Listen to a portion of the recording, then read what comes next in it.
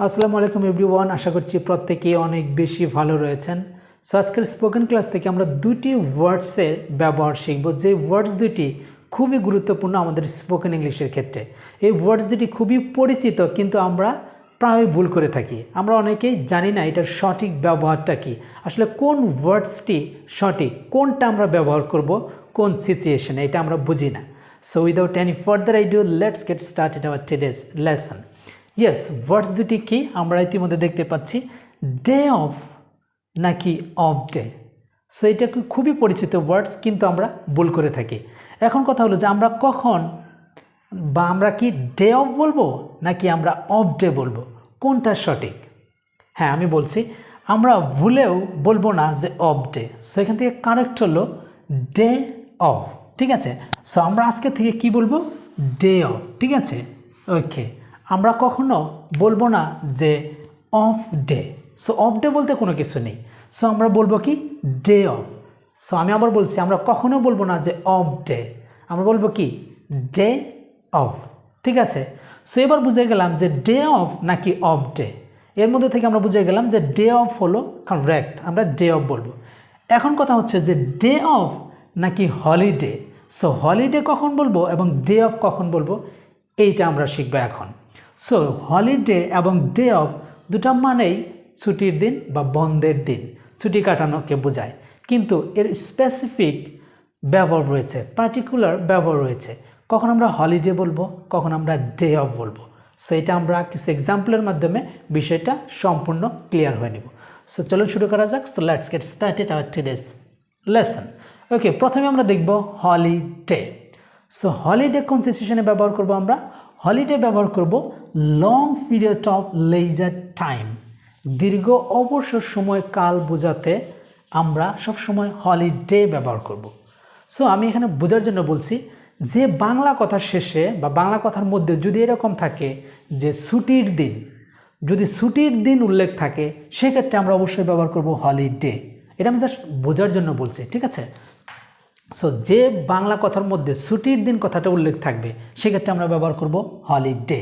অথবা আমরা বুঝতে পারি এভাবে যে long period of leisure time, দীর্ঘ অবসর সময় কাল বোঝাতেই আমরা হলিডে ব্যবহার করতে পারবো। যেমন হতে পারে আমরা যদি 5 দিন ছুটি কাটাই, বা 3 দিন বা 7 দিন বা 15 দিন আমরা অফিস আওয়ারের পরে, বা আমরা অফিস থেকে ছুটি নিলাম, যে কোনো ধরনের কাজ হতে পারে। আমি যদি স্কুলে পড়ি, স্কুল থেকে ছুটি নিলাম, বা আমি যদি জব করি, জব থেকে ছুটি নিলাম, এরকম 5 দিন 10 দিন যে সময়টা কাটাবো, ওই সময়টাকে আমরা বলে থাকি হলিডে, ঠিক আছে। সো এটা একটা long period of leisure time আমি বলবো, অথবা extended period of leisure time, ঠিক আছে।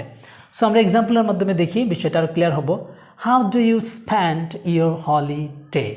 সো তুমি তোমার অবসর সময় কিভাবে কাটাও, বা তুমি তোমার ছুটির দিনগুলো কিভাবে কাটাও। সো এই যে ছুটির দিন কথা উল্লেখ আছে, এই জন্য আমরা হলিডে ব্যবহার করেছি।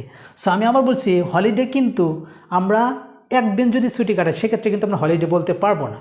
সো 5 দিন 7 দিন 10 দিন 15 দিন যখন আমরা কোনো কাজ থেকে, আমার অফিস আওয়ার হোক স্কুল হোক, সেটা থেকে ছুটি নিয়ে যখন আমি কাটাবো, সেটির ক্ষেত্রে আমরা ব্যবহার করব holiday. Next example, I hope you had a good holiday.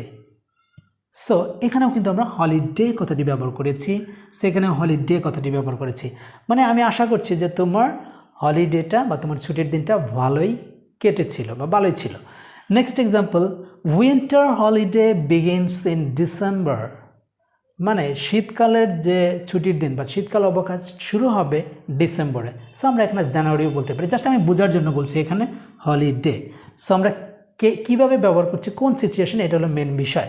So winter holiday begins in December. So ডিসেম্বরে আমার শীতের যে অবকাশ সেটা শুরু হবে। সো এই যে হলিডে আমরা ব্যবহার করলাম, সেক্ষেত্রে কেন ব্যবহার করলাম, কোন সিচুয়েশনে? আমি 5 দিন 10 দিন 15 দিন এরকম ছুটি কাটাতে আমরা ব্যবহার করব হলিডে। সো এবার শিখবো আমরা ডে অফ।